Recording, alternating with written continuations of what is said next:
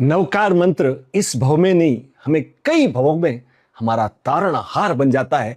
भरूच, गुजरात, आज से ठीक 2200 साल पहले जंगलों में एक चील रहा करती थी।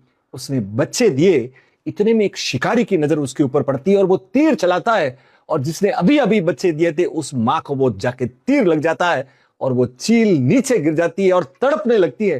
तभी उधर से एक जैन साधु भगवंत विचर रहे थे।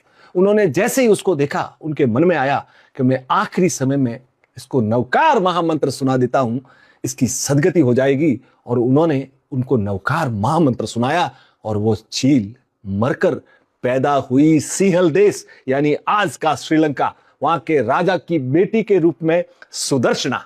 और जब वो युवा व्यवस्था में हुई और एक दिन राज दरबार में बैठी है और उसको छींक आ जाती है, तो पास में कोई जैन सेठ बैठे हुए थे, उनके मुंह से निकल गया नमो अरिहंताणम। और जैसे ही वो आवाज सुनी, उस युवती को, उस राजकुमारी को याद आया अपना पूर्व जन्म, जिसको हम कहते हैं जाति स्मरण, कि मैं तो चील थी और मुझे सिर्फ नवकार मंत्र सुनने से मैं राजा के यहाँ बेटी के रूप में पैदा हुई हूं।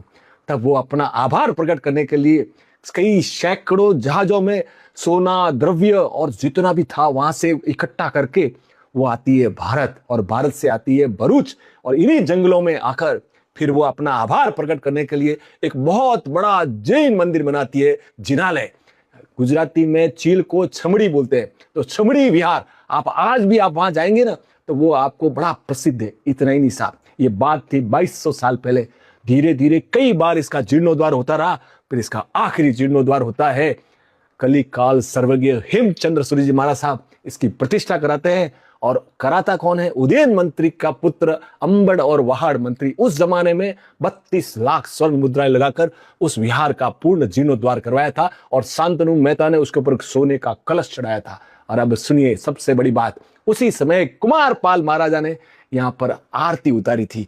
तो आज भी हम कहते हैं आरती उतारी राजा कुमार पाले, तो साहब ये यहीं से शुरू हुई थी। और आज भी अगर आपका भरूच जाने का मौका मिले तो वहां अश्वबोध तीर्थ है, भगवान मुनीश्वर स्वामी की प्रतिमा वहां विराजमान है। आप ये कथा और ये पूरा दृश्य वहां दर्शन कर सकते हो। तो साहब हमें ये कहानी हमें ये बताती है कि नवकार मंत्र का स्मरण मात्र से सिर्फ हमारे कई भवो हमारे सुधर सकते हैं। तो जीतो 9 अप्रैल को पूरे देश में नवकार महामंत्र का आयोजन कर रहा है।